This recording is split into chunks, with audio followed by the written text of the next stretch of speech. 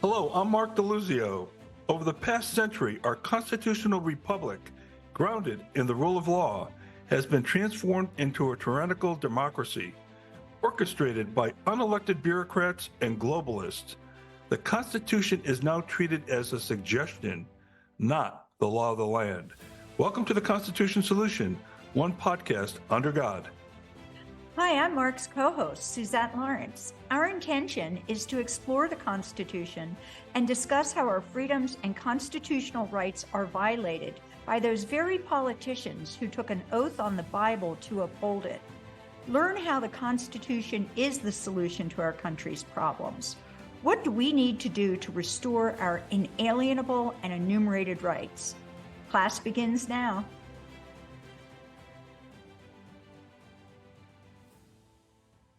Welcome to episode 23 with Suzette Lawrence from Sedona, Arizona. How you doing, Suzette? I'm doing great, Mark. How are you doing? It's freezing up here. Well, We're going to get snow tonight again, maybe. you know what's crazy? People don't get that with Arizona. Like 2 hours from where I am in Scottsdale is Flagstaff, which is 7,000 feet above sea level, and people go skiing there. And I tell people that if I drop them in the helicopter with a blindfold in the middle of Flagstaff, you probably would guess you're in Vermont, right? With all the pine trees and people don't get that about Arizona, that it's not all, Desert 120. and hot. Yeah, I know. exactly. So I did go for my morning hike, so I'm feeling good.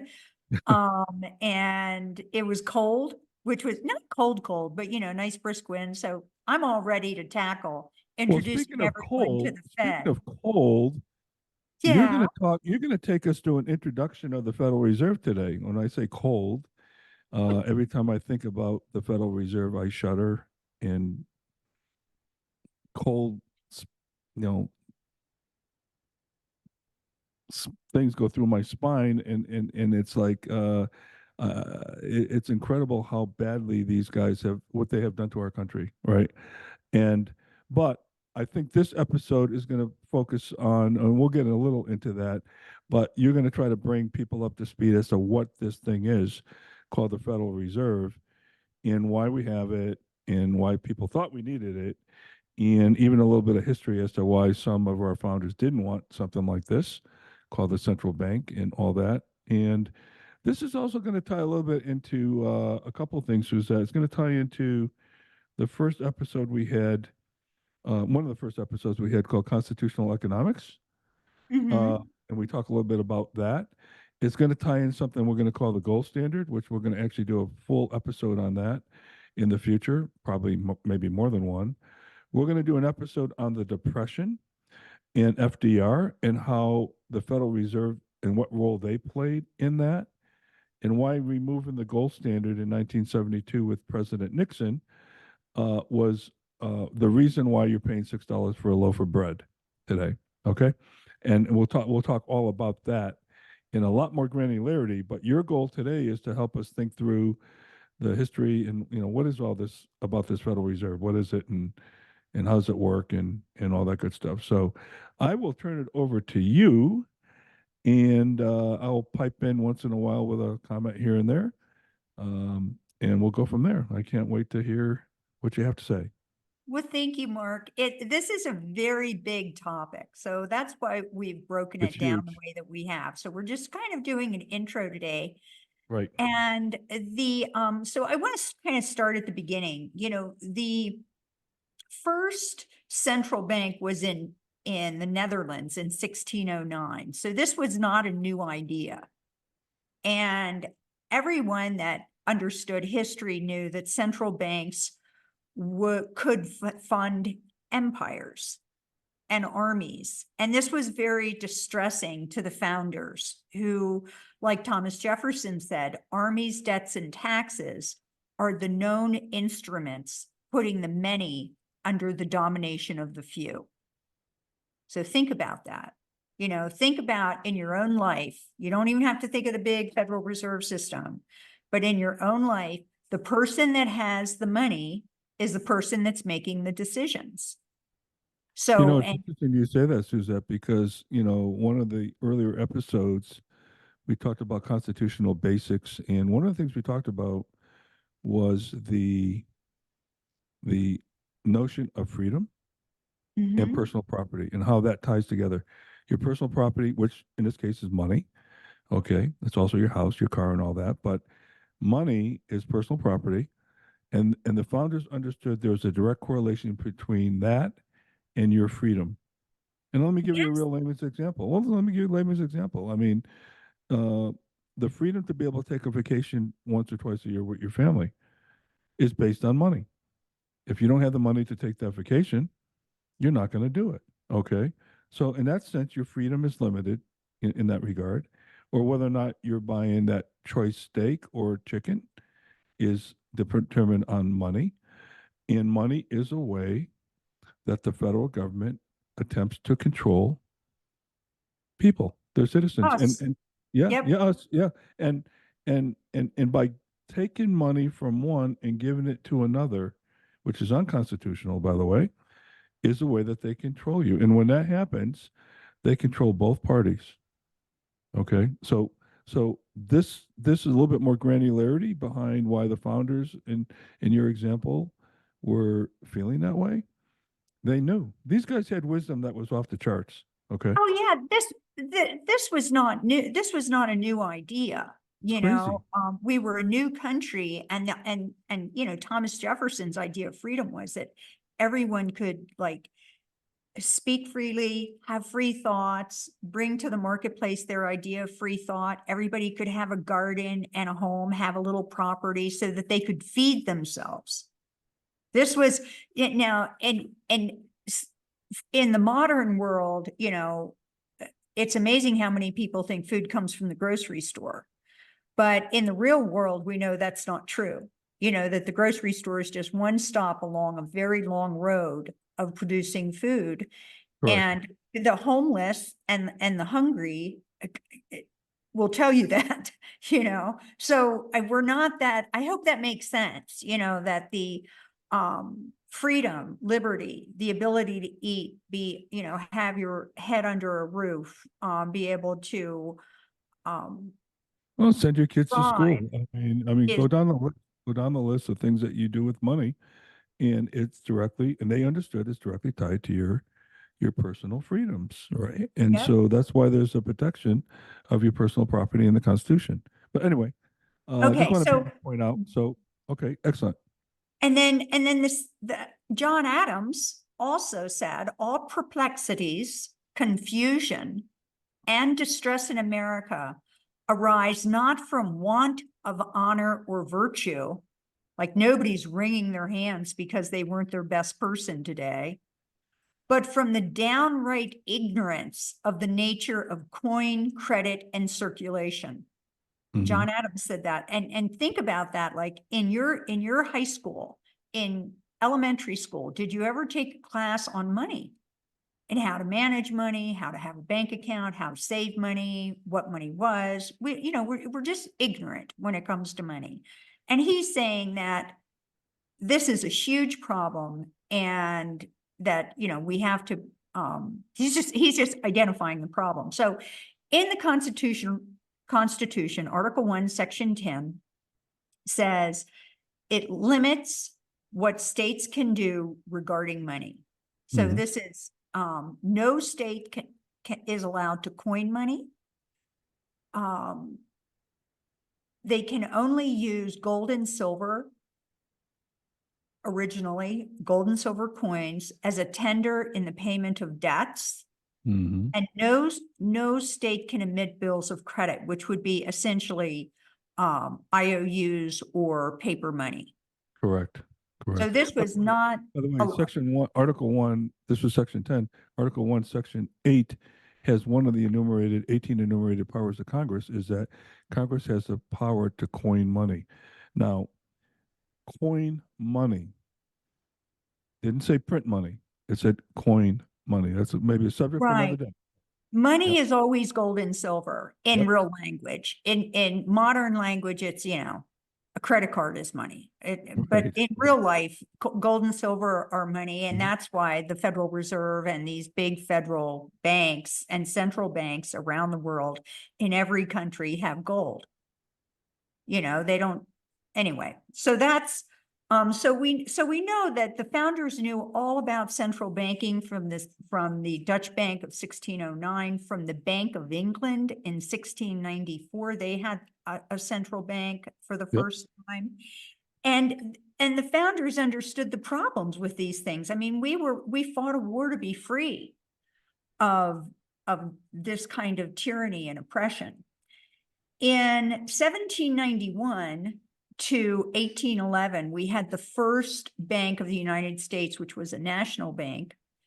And that argument was led by Hamilton and a Federalist Congress. So we had these congressmen who were really into the central bank or the central government type of thing. So you have the more liberal, and by liberal, I mean independent Right. people that felt like we shouldn't have central control versus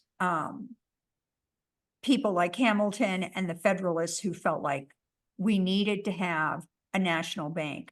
And by the that way, Suzette, national, let me interrupt you for a minute.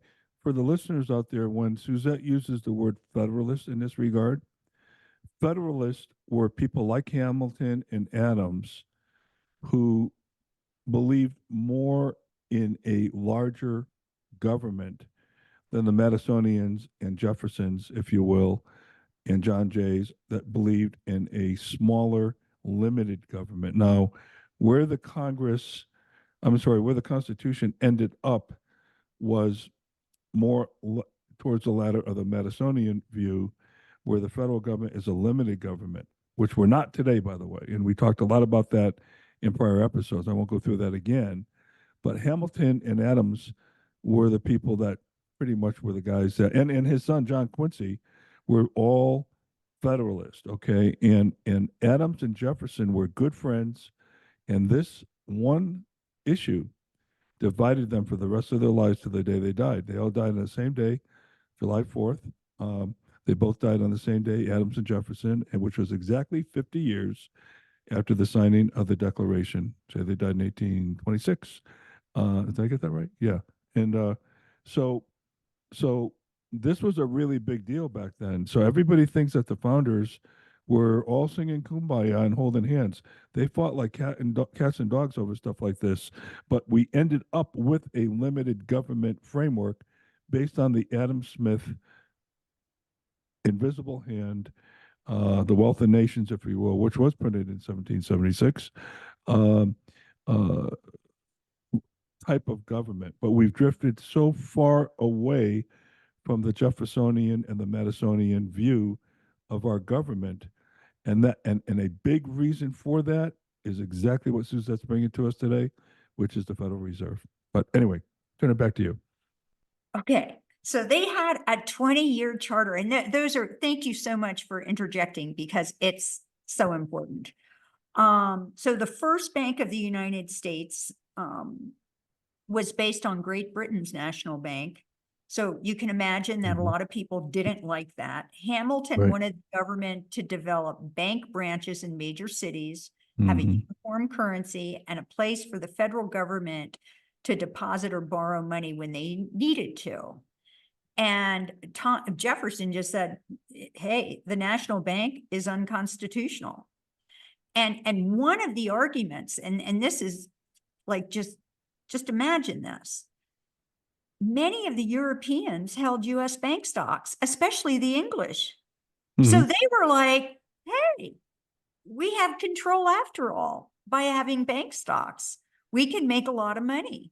They wanted to tax us without representation on paper goods, the Stamp Act, which led us into our revolution, the American Revolution, to break away from their tyranny. And now, with the central bank, or the national bank, I should say, the English are saying, hey, can we own stock in this? This is almost as good. You know, we don't have any of the responsibility. We can do this hidden. We can just make the money. And that's what they did. So Mhm. they were very, when that charter is, again, the Constitution says that, and this was Thomas Jefferson saying that the government does not have the authority to establish corporations, including a national bank. You know, So he was so pure. I mean, again, who would establish that? That would be Congress. So you go to Article 1, Section 8, and look at the 18 enumerated powers of Congress, and that is not listed. Okay? So to pass legislation to actually start a corporation, which we did in 1913, which is the Federal Reserve Act, is unconstitutional. no I mean, question. and you know, Susan, I just don't understand how we can allow this to happen if the system really works with the Supreme Court and all that, right? But I mean, Jefferson was right on the money.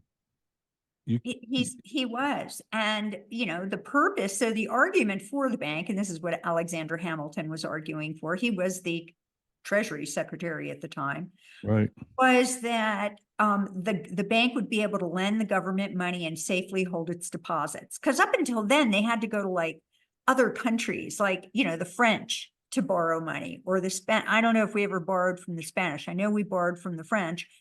And I know Jefferson bought a huge tract, the whole Louisiana territory from the Mhm. French. You know, so we needed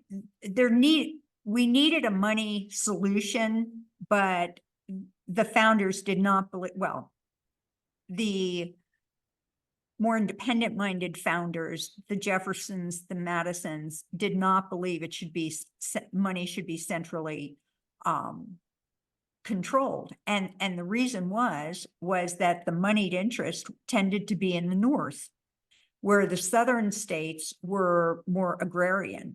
So they didn't like that particular feature. They knew it wouldn't be fair. So he really, but Hamilton really pushed this, and he was able to get it through. So they got this first national bank for 20 years. But Andrew Jackson, was it Andrew Jackson? Mhm. Yes. Andrew Jackson, oh no, I'm getting ahead of myself. We don't hear much about the War of 1812, but in 1811, when that bank was not, when the charter was not extended, the next year we were invaded by England. Mhm.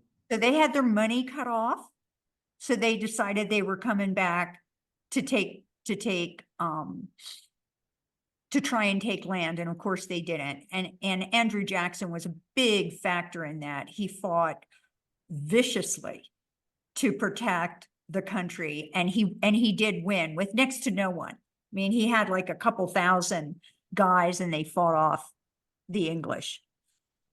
By the Okay. way, just aside, Suzette, you know, you ever see on TV the man on the street, and you know, questions and interviews, and they'll go up to some college kid, you know, with a history degree, and say to him, "What year was the War of 1812 fought?" I don't know. 1776. Was it in? I swear to God, I kid you not. It's like scary. Anyway, I digress. Go ahead. So the British invaded the next year, just in case anybody's doubting that the fact that there was no longer an income source from the New World, that didn't make some people angry, and they weren't going to take what they couldn't take Yeah. in money before. They Mhm. were now going to take back in land. Mhm. So 1816 to 1836, we get a second national bank of the US. And the reason was, they had to pay for the War of 1812. So Jackson, like Jefferson and Madison, thought that the Bank of the United States was unconstitutional. And when Congress voted to extend the second bank's charter, Because so he's the seventh president, right? So he's the president near the end of that charter. Right. And he's saying, I am not going to sign this. There is no way that I'm going to veto this. It is not right to have a national bank. He it was a huge controversy at the time. And in this case, he's very clear. He is anti-federalist in that. And if you go, his entire speech, if you type in bank veto 1832, the Miller Center has the entire speech, which will educate all of us more profoundly on what exactly was at stake. And essentially what President Jackson was saying, and I'm going to read this, was that he passionately rejects the bill that recharters the Bank of the United States. He argues that the bank gives privilege and unfair advantage to a wealthy few at the expense of the public, and he opposes foreign ownership of bank stock. The president claims the same right to intercept the Constitution as Congress. So the president is saying, I can do this. I can veto this bill because I have the power as the executive, in the same way that the Congress does in the Supreme Court. And he questions the constitutionality of it. So that was Andrew Jackson. He's on the $20 bill, which many say is, he would be furious about that. He would not be happy. He would have loved being on a silver dollar or gold, a $20 gold piece or a $10 gold piece, but not a paper money. So let's get back to we need every country needs some kind of stable currency. And currency is not money. Currency is like a dollar bill. So it's an exchange of something that will exchange value. So the problem that persists was that even rumors of insolvency, your bank did not have to be insolvent, because there were lots of banks, in the country, but you didn't have to be insolvent to have a bank run. And that's where we've all watched like It's a Wonderful Life or, different movies where people hear that a bank is going under and they line up to get their money, and the bank is paying them out till they have no more money. And these bank run, and the reason that is because when banks take in money, you go to the bank, you deposit $10 into the bank. You put $2 in your savings account. You have $8. You decide you're going to keep $2 in your pocket. And now you have $6 in your checking account, and you can write checks against that $6, right? But what the bank does is they can, believe it or not, they can loan out up to 90% of your deposit. So you put $10 in, they can loan out $9. Even though maybe you have $2 in savings and maybe you put $2 in your pocket. So they can loan out more than they have on hand. And if everybody shows up to get their money, the bank is going to go bankrupt. So we were having these bank runs regularly. There was a panic in 1857. 16 years later, there was a panic in 1873. There was a panic in 1884. There was a panic in 1893. That was like just 9 years later. 3 years later, in 1896, there was another panic. And then the mother of all panics was when San Francisco burned in 1906. There was an earthquake and there were fires and et cetera. And the economy just went nuts. 50% crash in the stock market. Lost 50% of its value. And the bank runs were long, painful, and that one was particularly a very painful recovery. So there were, it was very difficult to overcome these things. And even today, I hope that makes sense. Like, the bank goes under, all your, some people got their money, some people didn't get their money. And now those people that didn't get their money have to recover. and it's It has a ripple effect throughout the economy. there's a, Yeah. yes. Yeah. And today they say that for every 1% of unemployment, 40,000 deaths result. Oh. For every 1%, people get depressed, they start drinking, they start using drugs, they commit suicide. How many people have we heard of that, took their lives because of money? I mean, anyway, I'm just saying it's a big issue, and this is a big problem, and lots of smart people are looking at it, and they're looking at it differently. Okay. So By the way, one before you go on there, Suzette, one of the things, 'cause I think you're going to get into the Federal Reserve Act, where the Federal Reserve got born. One of the things I will say is, I think everybody probably knows out there that their bank deposits are guaranteed up to $250,000, right, correct per account, I per think. account, so to prevent those runs. Okay, well, that then allowed the banks to take more risk in who they lend money to. Okay, and that's not a good thing. See, there's always these ill-intended consequences when the government gets involved in the free market. Okay, in this case, the free market of money, right? And so the reason the banks could be in these predicaments is because they got the Fed backing them up. And so I can be a little bit more risky now in terms of what I lend, Suzette. Maybe I can only lend you $70,000, but you know what? I'm going to give you 100,000 because I know I got coverage on the Federal Reserve if there's ever a run. So that is a problem, and there's always these problems, these what I call unintended consequences when it comes to any of these government schemes.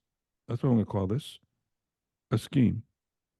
Okay, Well, and I'll stop there, but it was a scheme. So what ends up happening? So in 1907, Mhm. the big banker, the big money man was J.P. Morgan, and people came to him for help, and he helped them. He loaned money. He saw, in my view, he didn't give them money, he loaned them money. So he started putting together this Federal Reserve System in 1907. Okay, so this was, and he did this. There are a lot of people wanting to have a central bank. Senator Aldrich was one. There were all of these other, like Warburg, very, the moneyed men of Wall Street wanted to Right. have a central bank, and they got together, and this is a great read. It's called The Creature from Jekyll Island by G. Edward Griffin, if you want to do a deep dive into this. And it's about how they secretly planned, and they did it secretly. They got into Senator Aldrich's private train car in November of, I think, 1907. And they were going, quote unquote, duck hunting. They only used their first name so that no one would recognize who they were, even in front of the servants on the train. They were very secretive about this, because even the rumor, keep this in mind, even the rumor of a banking insolvency could cause bank runs. So they didn't want to cause trouble, and they wanted to do this secretly, because they had already met and had a pretty good idea about how they could set up a Federal Reserve System. So that was the beginning of the system. That was 1907. Hey, by the way, Suzette, when we talk Yeah. about all these different things on this podcast, whether we're talking about the military industrial complex, whether we're not talking about the Federal Reserve or anything else for that matter, all these things touch each other. They're one big colossal Venn diagram.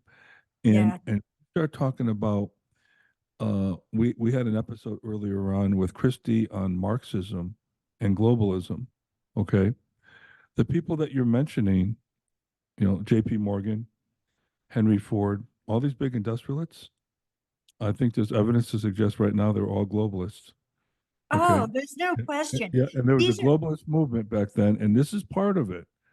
This is th- part of there were these are people that were raised thinking that emperors, prime ministers, kings, they wanted to be king. They wanted to, they And they wanted were to try and they reinvent were the that. smartest guys in the room. They knew And better than you peasant you. yeah, And if you think about that, attitude still persists today. If you look at people like John Kerry and Klaus Schwab, who basically get together at Davos every year and say, it's amazing how this elite group of thinkers can come together and solve the world's problems like climate change as they fly in on their corporate jet, who espouse that every nation should copy the ways of China. Okay, we got CEOs like this in Silicon Valley. Um, Tim, what's his name of Apple? Okay, thinks China should be the model for the United States. He came out and said this. Okay, all oh, right. These guys yes, are I'm globalists. familiar. They're And so the communists. JP Morgans of the world, yeah, well, communists, absolutely. That is basically what these guys are, and they're pushing for. And so the JP Morgans and Henry Fords and all these other industrialists are now replaced by these guys in Silicon Valley. Bill Gates, you go back to Apple CEO. God, I can't remember his last name. It's Tim something or other. But and you talk about all these Zuckerbergs, all these globalists now sit in the information technology area, which is a real problem because they now have a lot more weapons than the industrialists did back then. The industrialists you're talking about, their weapon was money. Now you've got these Silicon Valley clowns that not only have money as a weapon, and Mark Zuckerberg showed that in the last election, where he poured in $450 million into these key precincts, but they also have information at their fingertips that they can control us in that, and that's something that the J.P. Morgans did not have back then. Okay, so I mean, they might have had the press and all that, but nowhere near as effective as it is now with what we got today with social media. Because look, all these social media platforms, and by the way, I don't trust Elon Musk. I'm sorry, I don't trust him. Everybody's on his bandwagon about how great he is because of what he did with Twitter. Beware of wolves in sheep's clothing, okay? Because that could have been a ploy, okay, and allowing him to become disarming to us. That's going back to The Art of War, okay, by Su Tong, and so we're gonna accept him in now. Well, my litmus test was in question with him, and it went right down the tubes when he met with the leader of China, Xi Jinping, right? And when he went with him, when Elon Musk met with him, right there, I said, "That's it. Case closed. I don't trust the guy." Well, Okay. and the Google president, there were three, I think, big tech people. Elon was one of them that Mhm. everybody thought that Xi Jinping flew to San Francisco to meet with President Biden. But in fact, he was there to meet with Elon Musk, the president of Google, and someone else. I don't think it was the Facebook, I think it Instagram was, I guy. think it was Bill Gates too, wasn't it? But Well, yeah, yeah, it's probably Bill yeah, Gates. Yeah, but yeah. I know, and the whole purpose was to teach them about the credit score, the social credit score, because they want to introduce that central bank digital currency. But I digress. Let's get back to the Federal Okay. Reserve. So it's Okay. And by the way, that 1913. will be part of our future episodes on this, Oh Suzette. yeah, this Okay. The central bank's digital currency and they just put that into India. I could tell you about that someday too. But anyway, go ahead. so Sorry. so we're between 1907 and 1913. Right. Woodrow Wilson has been essentially selected to run. They were doing that back then. They convinced, they wanted him to win. So the only way they could was to split the Republican vote. So they had Teddy Roosevelt run, and I forget who he was running with. Do you remember in 1912 election? But whatever this I don't remember, but you were there, so why don't you tell us? and but Woody runs, and he runs against the central bank. This is one of his things. He's going to, fix the child labor, and he's going to trust bust, and he's going Oh to yeah. not have a federal bank. And with it in 1913, like with it, literally, he came into office in March, and by December he was signing the Federal Reserve Act. Yep. Hey, by the way, did I hear you right? Did you call him Woody? I did. Oh, I forgot. How I try to show disrespectful. respect and not How disrespectful can you institute be? my bias too much, Yeah, because, for the people, but well, the people I that are think he listening was out a there, real I hand. I I'm sorry. kept getting tongue-tied on Woodrow, okay? And and if you listen to the first episode that Suzette did on Woodrow Wilson, what name is that anyway? Anyway, um, I started calling him Woody. And Yeah, Suzette was not, and you were not gonna do that. You said, no, out of respect, I'm calling him Woodrow Wilson. Now you just call him Woody. And I think that's a sign of growth for you, okay? But anyway, let's move on. I thought I'd point that out to the listeners. so in 1913, when the bank first opened, right, they said, we're going to have this system. It's going to help to it will be the lender of last resort to banks that are in trouble. And it will be based on gold and commercial paper. So commercial paper, I'm pretty sure what they were talking about treasury bonds, Mark? Is that what they meant by commercial paper? Well, that is before the gold standard was taken away in 72. Treasury bonds were a way that the Fed technically printed money. Okay, so yes, that's kind of how that worked. So And the national banks, what they would do is, say you take your silver dollar in, and the silver dollar is worth, I don't know, 13 of these banknotes. So you would get a banknote that would say it's worth $2 silver. And right. then you could use that to shop, but the bank still had your silver, right? Right. And so basically the currency was backed by something of value. Exactly. Mhm. And if it was well managed, then you were successful. If you got a little drunk with power and greed, then you were unsuccessful, or you could just have bad luck. I mean, my grandfather used to, he had a factory in Nuremberg, Germany, in the late 1800s, early 1900s, and he made mill machines, and he would loan. So he made the machines, but he was also a miller. He was milling wheat Sure. and seed, and he would loan, and there were times when people couldn't afford the seed, and he would give them seed, so he would credit them. And sometimes they couldn't pay him back, and usually they could, because even if it was 2 or 3 years later, he could handle the debt. So, but he had to be very careful about that so that he didn't go out of business, right? He was so popular. I have to put in this plug for my grandfather, because I just want to show everybody there are other ways than doing this through a central bank, okay? Private people can extend credit. And what my grandfather did was he extended credit to farmers, and when they could, they paid him back.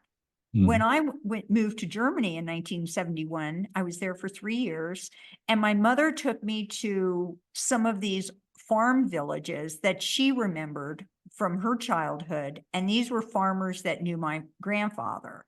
And she called on them, and they were all giving me like 100-mark piece. They were giving me money. They were like, your grandfather saved our family. We would not have this farm if it hadn't been for him. Amazing. So, yeah, so this is 60 years later, 70 years later, 80 years, 70 years later, they're giving me money. That's amazing. Because they realized, because he saved them. So I thought that was pretty amazing. I'm just wondering why you haven't given me any money since I've known you. I mean, but you haven't saved me, Mark.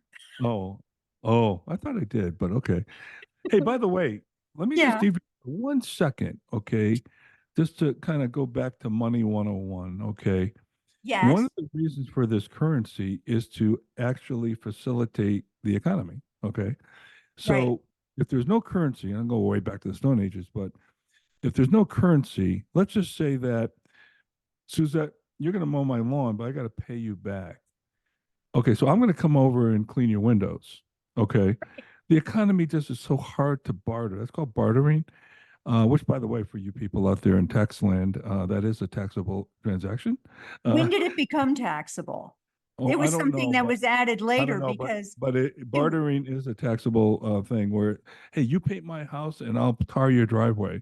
Well, that's income for both parties, and now the IRS will tax that. But anyway, what I'm trying to get at though is the reason we have this money, currency, if you will, is to facilitate the smooth transaction of goods and services. So I could just hand Suzette $100 because she came over and mowed my lawn, okay, and we're done, okay. That's an easy transaction. Now she could take that $100 and go spend it on somebody to clean her windows, okay, or whatever, right? Do her taxes, whatever it may be.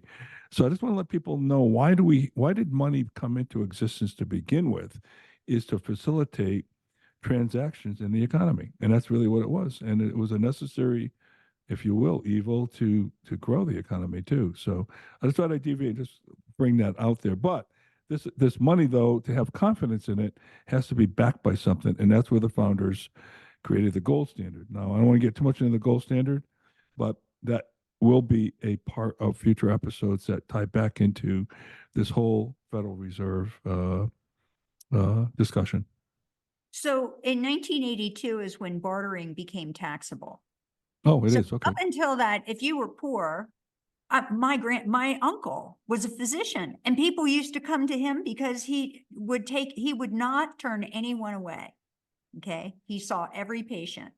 And some people didn't have money or insurance. This was before insurance was even that big of a thing. And they I'll bring you a sack of medicine. potatoes. Yeah. Yeah. Oh, Exactly. he never, Yeah. my aunt never cleaned her Yeah. house. Yeah. He never, that somebody would come and pick up his car and take it and change the oil and take it. I mean, he was Yeah. just covered, but Well, he yeah, didn't make a again, lot of money. yeah, And yeah. that's another way to have a more personal, extending personal credit and bartering is a very, very powerful economic tool for the everyday person, but it cuts the federal government out of your income. And they don't like that. So I'm 82, surprised. I'm surprised it took them that long to tax it. I mean, 82. That's a long time after the tax code. The income tax at least was created in 1916. 1913 or 16. Oh, Yeah. So 17. Yeah. yeah, and So yeah, it's so been it's been around for okay. a long time. Yeah.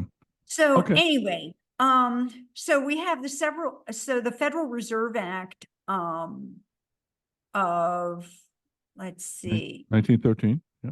of 1913. And the Mhm. idea at that point is to just stabilize money and to be the lender of last resort. Well, then we get the Federal Reserve. I'm looking at my notes here. There we go. The Federal Reserve Reform Act of 1977. Now, Mhm. the gold window closed in 71. So if we owed a country money, they could collect in gold. Okay, that was essentially because that was what money has always been gold and silver. Mhm. And the French didn't the French, de Gaulle sent his ships to New York to pick up his gold. And Nixon said, no way, no gold for you. And so the Federal Reserve Reform Act of 1977 said that we needed reform because we needed to expand the role of the Fed to promote maximum employment, to increase production, and Mhm. for price stability. Now, these are people that consider price stability to keep inflation at about 2%. And they're not beneath changing the equation to keep it at 2%. So up until about 1980, and shadowstats.com goes into this. There's an economist there, John Williams, who has tracked this. that in 1980, they took gasoline and food out of the equation to calculate the CPI, the Consumer Price Index. So how much does it cost you to run your family? You know, for a family of four to have a home and have a car, and everybody gets to eat, maybe somebody goes to college, you know, what does that cost? And they wanted to keep their idea of price stability was 2%, only they decided as prices, because prices were going up, right? They were off the gold standard now for 6 years. And we're seeing inflation. So what do? In 1980, so 9 years later, they take gas and food out of the equation. Now, anybody that goes to the store now certainly understands what inflation is. You know, a loaf of bread, a good loaf of flourless, whole grain, organic bread, not bromated flour, not Wonder Bread, but Well, real bread. you know the thing about food. I mean, it's mind-boggling what these guys do, and we're gonna have an episode on CPI, Consumer Price Index, because there's so much misinformation in that number and so much gamesmanship, as you're indicating here. But you know, the thing about food, when people say, "Boy, things are getting more expensive," they're not saying it's getting more expensive because of the TV set they just bought at Best Buy. Why? They buy one of those maybe every 5 years. Okay, they don't know. But every week they go grocery shopping. So Right. they okay, and every week they're seeing the prices go up because they're getting a lot of at bats, if you will, uh, at looking at what these prices are. Hey, how come this loaf of bread is now $6? It was, you know, $5.25 last week. I was here, or you know, and so they get to see enough things, and you know, spending habits at the grocery store. People tend to buy the same things over and over again, you know, gallons of milk and eggs, and you know, they start seeing this thing. And this is where they start seeing it, whether it's in the CPI or not. And the CPI, and I'll get into this when we get into the episode, is grossly understated. And there's a lot of gamesmanship in terms of how they calculate it, which I won't get into now. But you just indicated one thing that is an issue. Okay, so anyway, That's a I'll great stop. point, Mark. Yeah. You make an excellent point. We as consumers, not economists, we're just everyday people that are, you know, spending money at the grocery store, going to the gas pump. We see the prices go up. I don't need an economist to tell me that prices are going up. Sorry, I don't need that. Right, right. But Okay. you know, if you, as opposed to looking at something like the price of a computer, you know, you buy a, say, anyway. How But do you know? Yeah, okay, right. let's get into the structure of the Fed, because I promised an Okay. introduction to the Fed, and we're talking now, Okay. Now we're we've been getting to done the the awesome. meat of it. So Okay.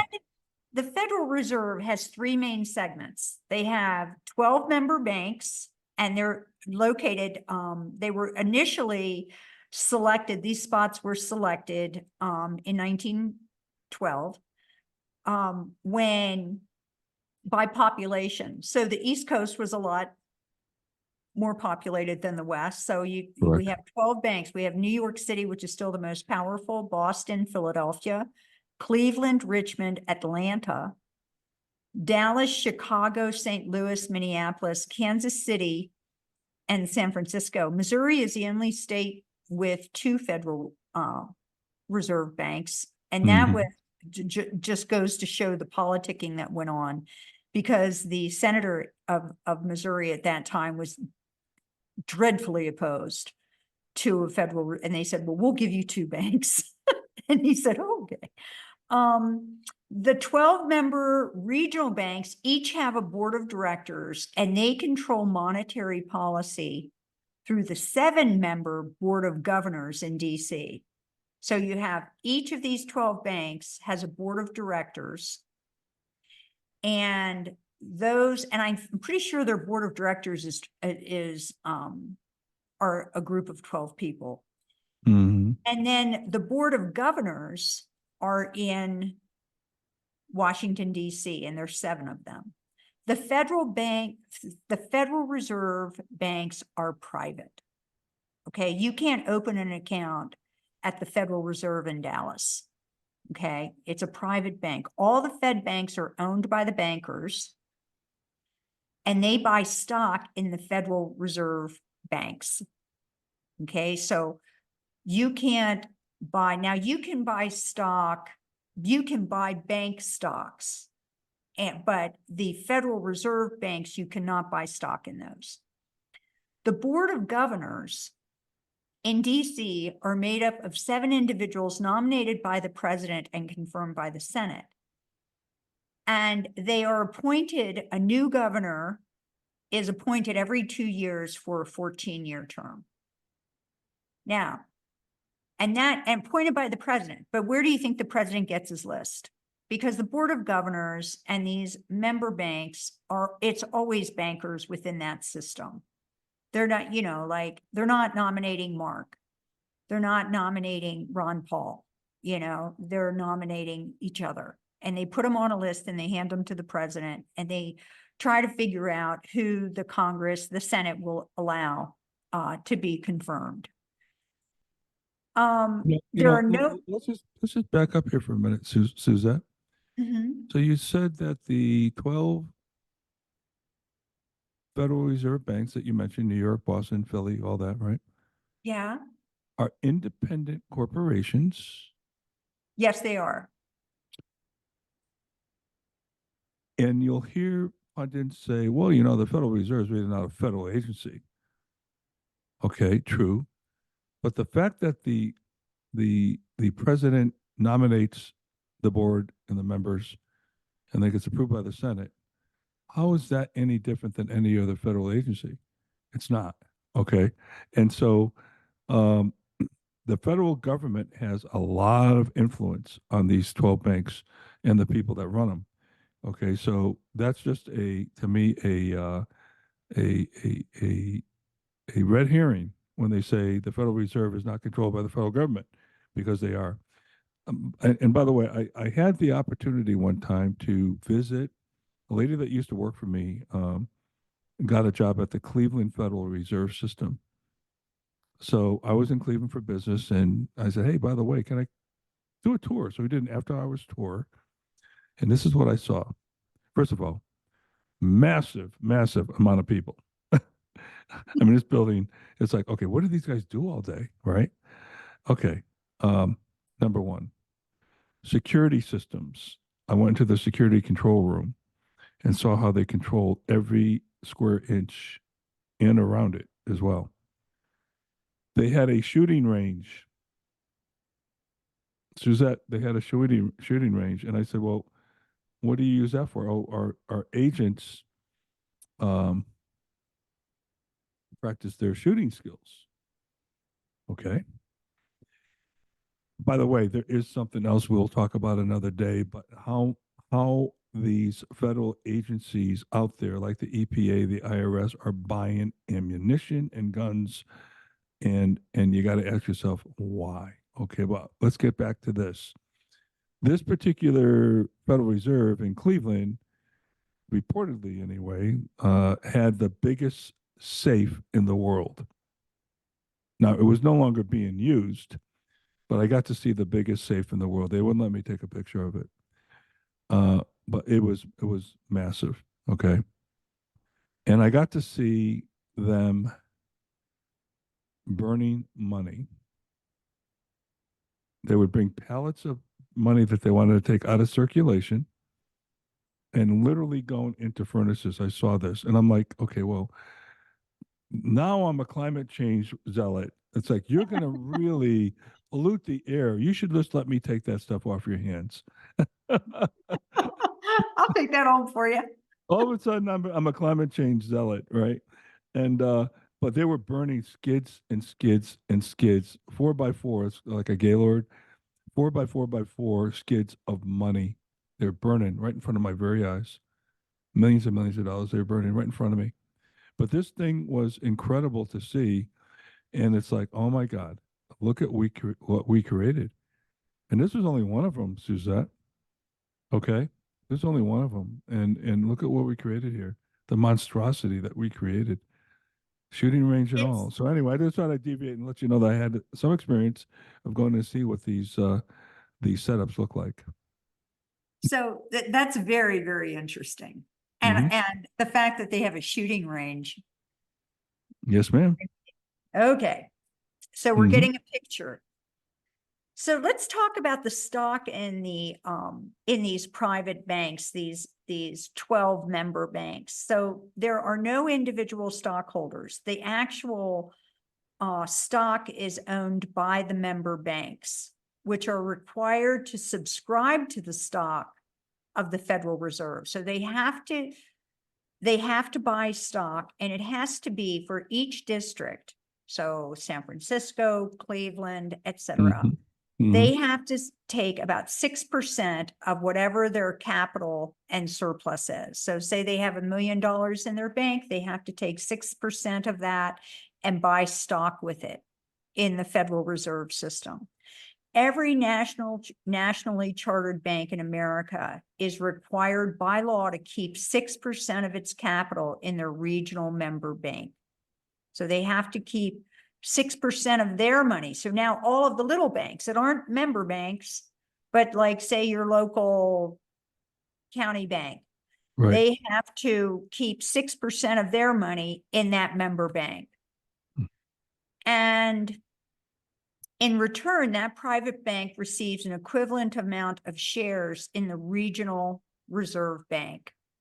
So it gets, I realize I'm going into the weeds here, but the reason No, I'm no, bringing this it's, up it's is, very important. And there's some principles here that we need to talk about, but go ahead. the important thing here is that they keep saying we're not profit oriented. And it's, Yeah. if they were not making profit, they would not be doing this. Trust me. This is what JP Morgan saw right out of the gate. This Yep. is a great way to make money. And these central banks, the Central Bank of England, Central Bank of the Netherlands, they knew what they were doing. And if you're Yeah, a by the way, bank, if I'm located in, let's say, Springfield, Massachusetts, as a bank, I'm beholden in probably to a region. In this case, probably be Boston, right? So yeah, I can't buy a stock of, I can't put my money into Chicago or to Los Angeles or something like that, or San Francisco. I mean, I got to be beholden to I have to invest in my region. Is that what you're saying? yes. So Yeah, the yeah. member, so if you're if Right. you're a bank in Springfield, yes, you're in that If area. I'm in that region for Boston, I got to invest in Boston, 6%. Exactly. Now let's talk about a couple of things here from a pure Adam Smith free market system. What corporation do you know out there today in the private sector that compels people to buy stock? Can Uh, General Electric, for example, say you have to buy 6% of my stock? no, Okay. So right there's a principle missing here with the free market, correct? So, correct. Which is, is this not extortion?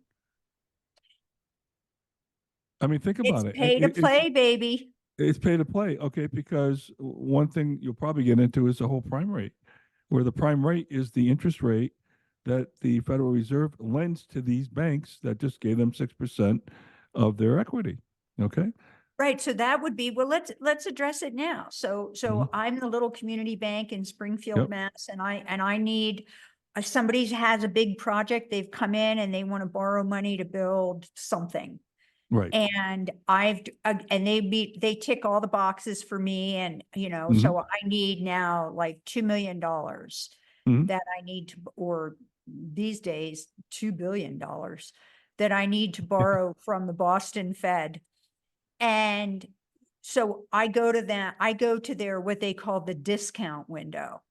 So Hmm. the Federal Reserve has a discount rate for its member banks. So I go to my local Federal Reserve Bank, member bank, and I go to the discount window and I borrow money. And they decide, all those people that you saw in Cleveland, one of those was making a decision about whether that 2 billion was going to get approved. And that probably went up a chain of quite an extensive chain of scrutiny to decide whether that bank was getting that money. And when that bank did get the money, of course, they got it at the discount rate. And now they're going to loan it out to Bob, who's building this $2 billion complex shopping center, something. They don't build those anymore, but they used to build them like crazy.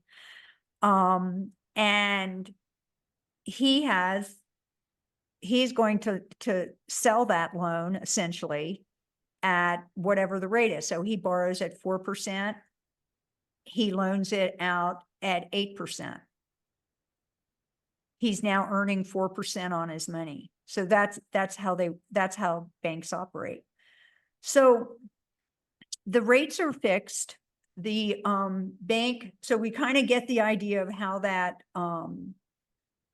works. And the real power, the thing about the Fed is the real power players are the board of governors in DC. These are the guys that are really running the bank. And I would also say, never forget, if you wanted to do an assignment, and I have this on my list of assignments as kind of an aside, look at every Treasury Secretary we've had and show me one that was not on either the Federal Reserve Board or on one of the directors at the Federal Reserve member banks.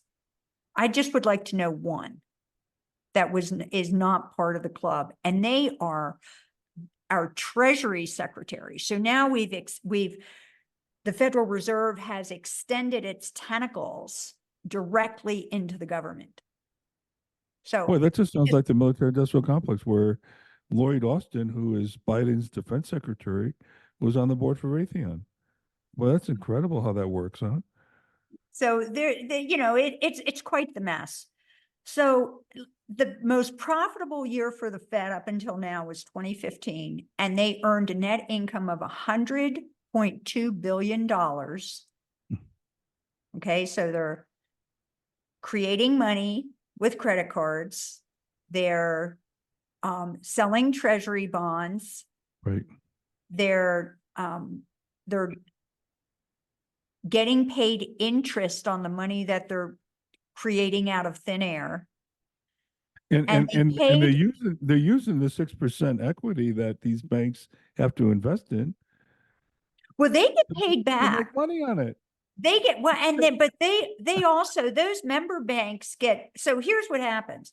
So they made in 2015, from what I understand, and I'm sure there are caveats to this. They made $100.2 billion. And of that money, 97.7 billion was transferred to the US Treasury. Mm-hmm. So the Treasury's okay with the Federal Reserve System. Mm-hmm. They're like, Mm-hmm. pretty good. We don't have to do anything for this. Suzette, let me just deviate a little bit, just for a second, on what we talked about in our constitutional economics episode way back when we first started this podcast. Mm-hmm. And people need to understand what is inflation. Okay. Inflation, people think, oh, that's when prices go up at the grocery store. Okay. Well, no, not really. There is a money supply out there. I know you're going to get into this in a minute. And, you'll hear M2, M1, all kinds of different classifications of money. But there's a money supply, which means how much money is out there in the system of our currency today. And a lot of this money, by the way, isn't just paper currency. It's stuff that's in a computer. And when you look at your bank account and you pull up your account online, it might say you have $10,000 in your bank. That is part of the money supply. Now, I want you to think about the money supply no different than you think about any other commodity. Okay. So let's just take tomatoes. There's a certain amount of tomatoes out there right now. That is the market for tomatoes. Same thing with automobiles. Same thing with housing. Okay. Now, when the demand for any of these products goes up, the price will go up. Why? Because there's greater competition and greater demand for tomatoes. More people want tomatoes. Well, guess what? I can raise the price because I know I'm going to sell them. It's very simple. Supply and demand curve. Now, let's just say there's not a lot of tomatoes out there today, and people still want tomatoes. So there's a high demand. Well, guess what? The price is going to go up, right? Because everybody's fighting for those few tomatoes that are out there. The money supply is no different. Okay. So the more money that's out there, like tomatoes, the less they're worth. Is absolutely no different whatsoever. In this system.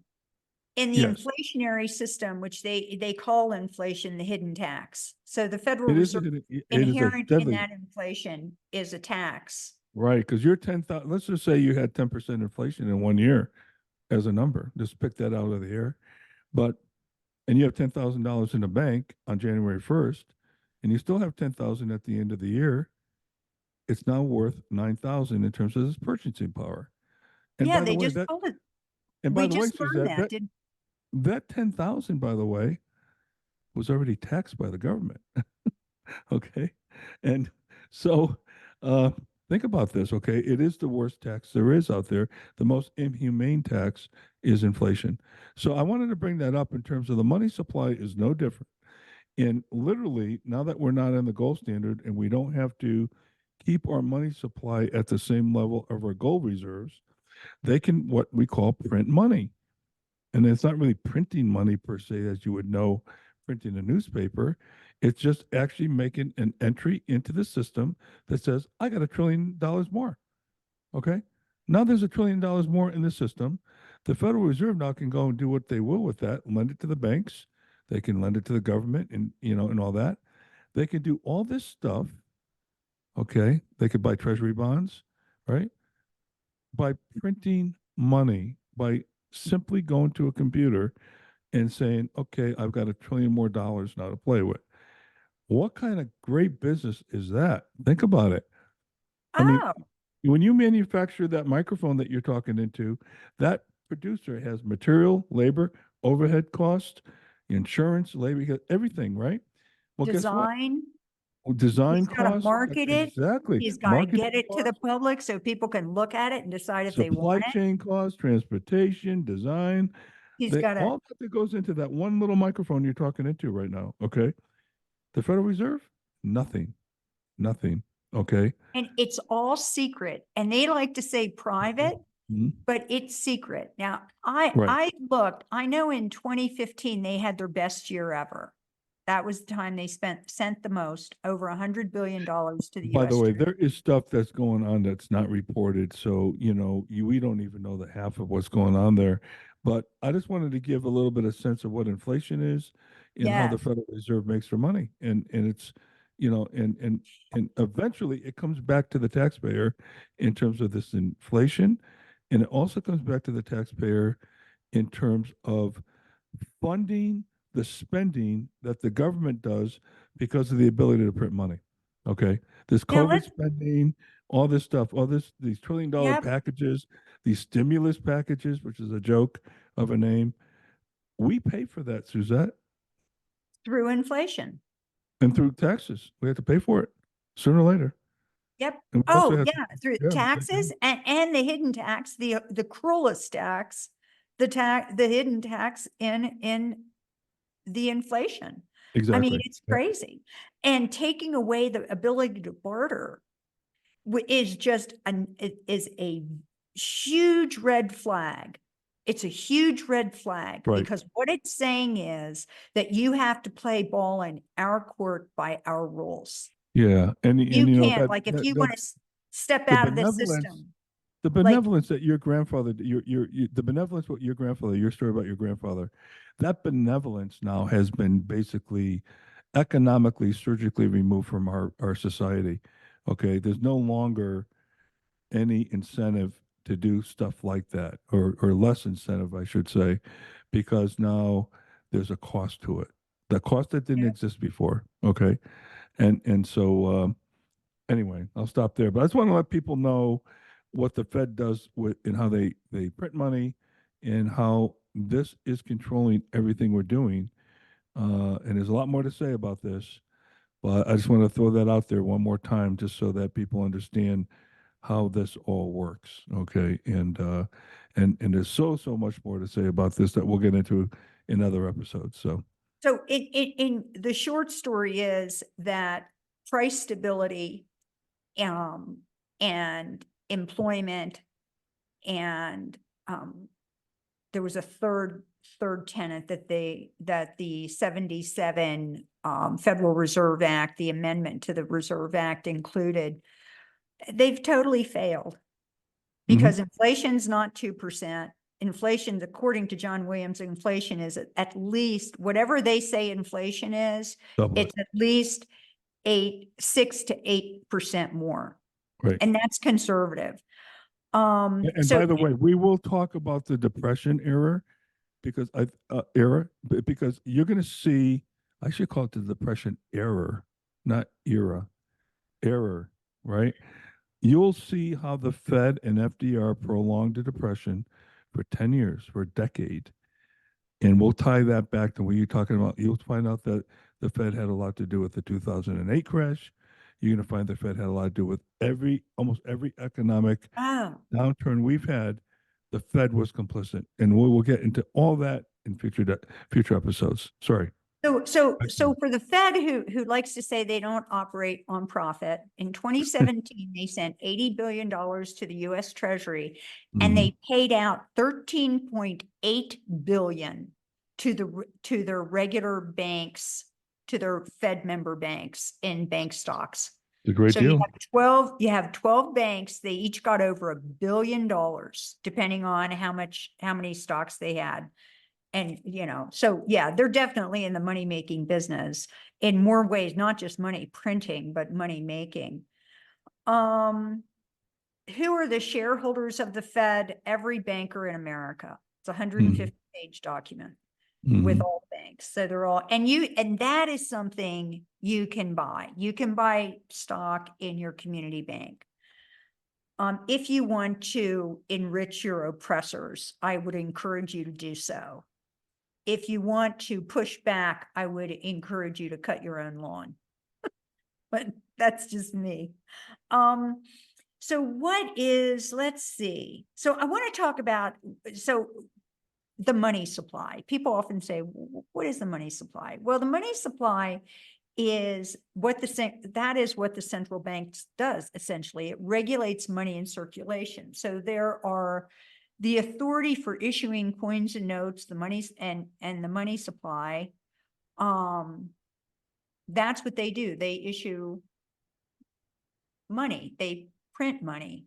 They do it in a couple ways. They control it. They have something called MO, M1, M2, and M3. So Mark, we've talked about like the structure of the bank and bank profits, even though they say they don't have bank profits, and how the role of the Federal Reserve has changed over these over 100 years now. It's been 110 years last year. They came about in 1913.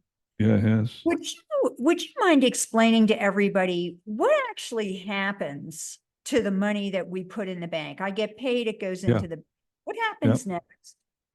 Hey, by the way, when you put it in that perspective, being over 100 years, and we look back at the economic calamity that we had over those 100 years and plus 100 years, and you ask yourself, wait a minute, isn't that what the Fed was supposed to avert? Oh yeah, they've been an abject failure, except Okay. if you're a member bank and you're making money. Oh, no, there's always winners. There's always winners. It just won't be you.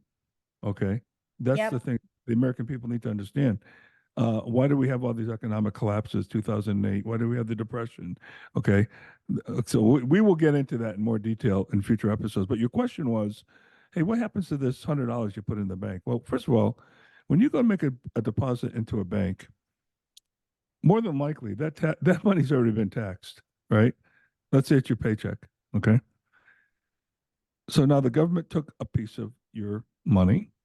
Now you're putting that rest of that into the bank or whatever you deem you want to put into the bank, because you do need to buy things like gasoline and groceries that the Fed doesn't think is important to put into the CPI. Okay.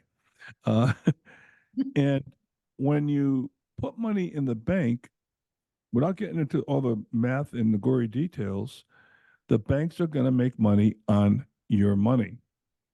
And sooner or later, it finds its ugly way into the Federal Reserve System, which they end up depositing into the U.S. Treasury. So that money, the money that's earned on your money, gets back into the Treasury. So on your back, on your money that's already been taxed, you are feeding the government again with your deposits into the banking system. Okay, so and you don't get a credit for that, Suzette. So you've already been taxed on your money. You have $100 now to put into the bank. They go in, they make a bunch of money on it, and it goes back into the Treasury through the Fed. And that money that got credited to the federal government never shows up as a credit to you. Okay. So again, and I want to take us back to a little bit bigger picture here. You opened up this episode by talking about Thomas Jefferson and why he was against this, and there were a number of reasons. But you mentioned control. Okay, this is a way the government can control you. Okay, and it also flies flat in the face of the Constitution, where it says the people don't work for the government works for the people. Well, guess what? Through the 16th Amendment, which is the income tax amendment, right? We are working for the government. And I'm not talking about government No, employees. it's enslavement, and It, it's a it, different it kind is. of enslavement. It's perhaps an invisible chain. It's a If you sleight of don't hand. feel it, if you're Yeah, unaware of it, if you just yeah. think prices are going up or you don't make enough money and the minimum wage should be $20 instead of whatever it is. Um, it's an invisible chain. And Thomas Jefferson was painfully aware of it. We know about physical enslavement and how abhorrent that is. I mean, we just don't like that. Free people should be free to feel and think and speak as they wish. And they should be free to labor and keep the fruits of their labor. And this idea that everything is regulated through we know that things are regulated through the money. And that is why when I was a kid, my understanding was every good deal, every good trade involves a little money. Now that's a very different mindset than today, where, people don't even want it. It's all about the money. But you think about it Like you can, when because you know what I mean? Like say you're Mm. trading something like, like we were talking about with the bartering, like washing the windows, or you were bringing up the tomatoes. Like, so say I am really good at growing tomatoes and my family needs 50 quarts of tomatoes a year. And so I grow a bunch of tomatoes and I put up my 50 quarts. And now I have 30 extra quarts. And so I trade those with Bob, who's really good at growing potatoes. And his family needs, a couple 100 pounds of potatoes and he has extra. So we exchange that. And maybe we see, since he's got a bumper crop of potatoes, the potatoes aren't as valuable as the tomatoes. So we throw in something like, well, I'll trim that tree in your front yard, Mm, or I'll give mm. you an extra $10, But you see, in or that case, something. though, you and Bob are deciding what's equitable. Okay, when the government Yes.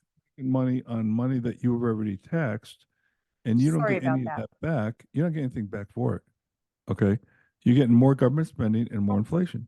Okay, and so that's the fundamental problem that Jefferson, I believe, had in terms of being able to um, look at how power and control will violate the fundamental notion of our unique way of government. And that was a big deal. And again, I want to go back to the Federal Reserve um, uh, being complicit in everything that we've had economically. Okay, and any economic calamity. And of late, we had printed trillions and trillions of dollars with the respect of the government's going to save us from COVID. Okay, so we just created spending through the roof, right? And what did that do? As I just exclaimed a little bit earlier, that was the definition of inflation. Our money got inflated. There's more money out there chasing less goods.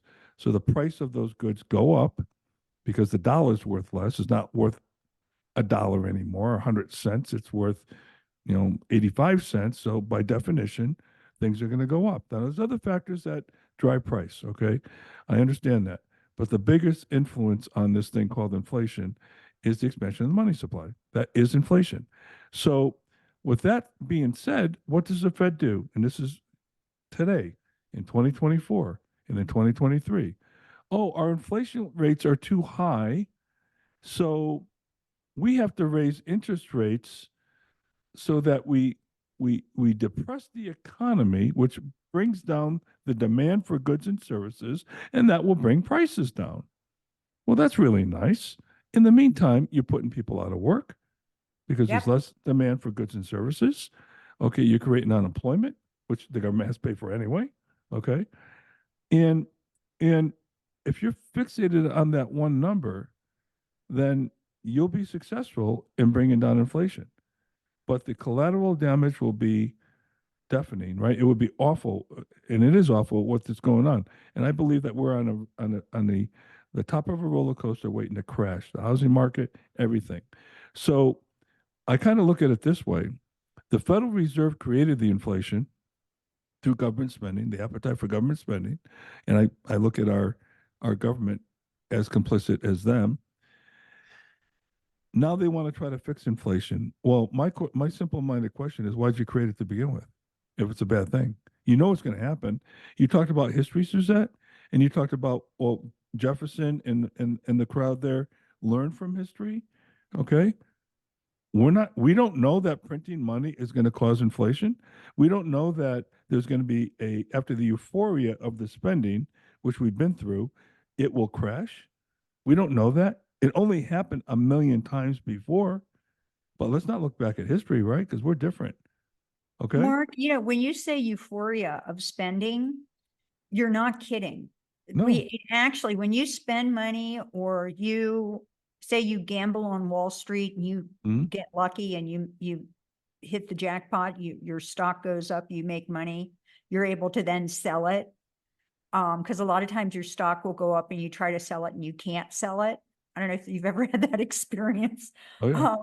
But but say you do sell it, you make this money, even just say you never get to collect the reward. You just see that it went up, because you just look when you get your statement every 30 days or 90 days or whatever it is. That actually stimulates the dopamine receptors in the brain. Yes, it And does. you do get that is Yes, an it does. addiction. That's the same part of the brain that gets stimulated when you snort cocaine. Mm-hmm. Same thing, that sense of empowerment, euphoria, that excitement, that is connected to that. And it happens when we spend. And when you're getting money from the government for doing nothing, God, the spending and the euphoria that you indicated, so here's my analogy, Suzette. I'm a very simple person when it comes to this. The Fed created inflation. Now they're trying to cure inflation. Okay. And you got to ask yourself the question, well, why did you create it to begin with if it's such a bad thing to do? You know damn well expanding the money supply is inflation. Okay. And to put it in layman's terms, I kind of look at it like, okay, I want credit for taking my dog to the vet, but I'm the one that beat my dog to begin with. Okay. Right. I beat my dog. Now I want you to pat me on the back because I'm going to save the day and save his life by taking him to the vet. It doesn't work that way. Okay. And so while these people, and you alluded to this earlier, while these people at the Fed are doing all this, they're making money hand over fist. Okay. So there is no incentive for the Federal Reserve to keep the money supply in control. There is absolutely zero incentive to do it. Zero. Okay. There is zero incentive for a healthy America, and there is zero incentive to have peace and go back to the military industrial complex. So that's something I want to think about here. And we're going to get more, Suzette, we're going to get more involved in all of this. I think you did a great job in explaining who these guys were and why it came to be, okay, and what the Federal Reserve is, because I think most Americans, and to your point earlier, they don't get taught this in school. Okay. They don't get taught this in Yeah. school. Okay. And And I think we have to look at the bigger picture here. Capitalism, and in particular American capitalism, is the one biggest thing in the way of the globalists right now. We have the biggest economy in the world, and we are right now a capitalistic society, but we are the biggest thing in the world. And I want to go back to Lenin, where he said he had a 3-point plan to bring communism into Europe, which he did, into Asia, which he did, and into the United States, which they're doing. That was his 3-point plan. And if you don't tell me that climate change and all these other assaults on our economy and our people are part of that, you're going to have to go a long way to explain that to me, because to me, the Federal Reserve was created by globalists and it's being run by globalists. Okay. And by the way, on both sides of the aisle. So maybe we leave it at that. And I think we can get into all the other transgressions in subsequent episodes. But I'll leave you with the last word. I'd like to close with a quote from Mark Twain. Ah, It ain't what you don't know that gets you into trouble. It's what you know for sure that just ain't so. I love it. Okay? It ain't what you don't know that gets you into trouble. It's what you know for sure that just ain't so. Is that the So- definition of ignorance?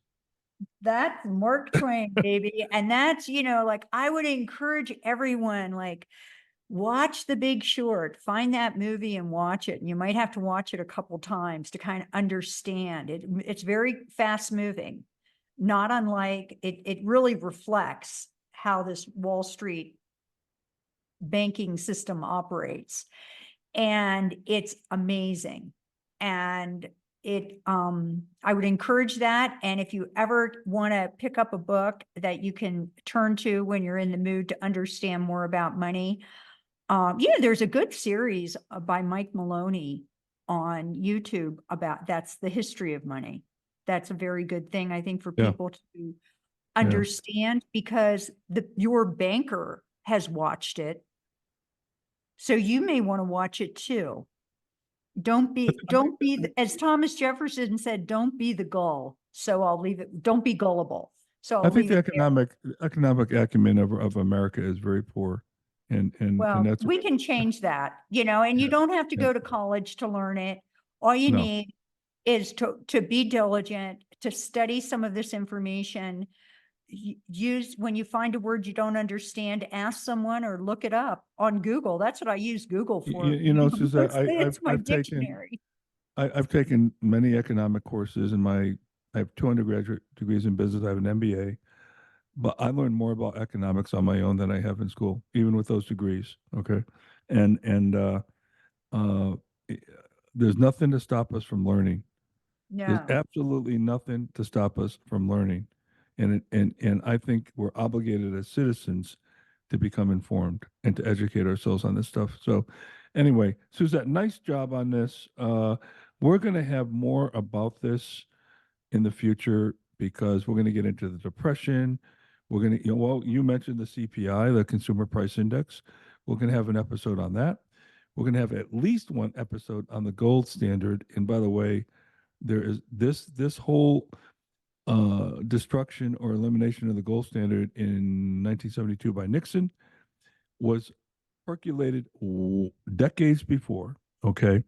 That's one thing about the Marxists and the globalists, is that they'll work slow. It's like the frog in cold water. You turn up the water, he doesn't know he's being boiled, and sooner or later he's gone. So stay tuned. Suzette, great job on this. Thank you, And my only regret in life is I wasn't able to grab that money off that pallet while the Cleveland Federal Reserve was burning all that money. Anyway, but we'll see you next time. For Suzette Lawrence in Sedona, and Mark DeLuzio in Scottsdale, which is warmer here than it is where you are. So yes, it is. It's 52 well, and windy. Take yeah. care, everyone. Thanks, thanks, Mark. Suzette. We'll see you next time. Bye-bye. Okay, bye. Thanks for listening to the Constitution Solution, one podcast under God. where we hold that strict adherence to the Constitution is the solution to most of our country's problems. You can find other episodes on our website at 1787solution.com, YouTube, Apple Podcasts, Spotify, and most other platforms. We're your hosts, Mark DeLuzio and Suzette Lawrence. Until next time, may God bless you and may God bless America.